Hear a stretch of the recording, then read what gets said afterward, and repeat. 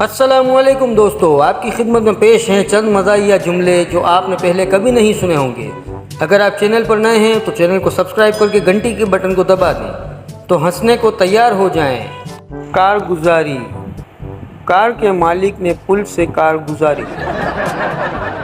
अगरबत्ती। अब्बू कहते हैं अगरबत्ती चली जाए तो मोबाइल की लाइट जला लिया करो। लगातार। मैंने टीवी का तार उठाते हुए अपने दोस्त से कहा, मैं चाह रहा होगा जल्दी से लगातार मैच देखते हैं। भाईचारा। मेरे भाई ने दूध वाले से पूछा कि दूध क्यों महंगा हो गया है, तो कहने लगा, ओ भाईचारा जो महंगा हो गया है। आसेब। अम्मी ने कहा कि बेटी आसेब खा ले। दस्तक। मुझे 10 तक गिनती याद हो गई। इत्तेफाक। मैं इत्तेफाक से अपनी सालगिरह वाले दिन ही पैदा हुआ हूँ।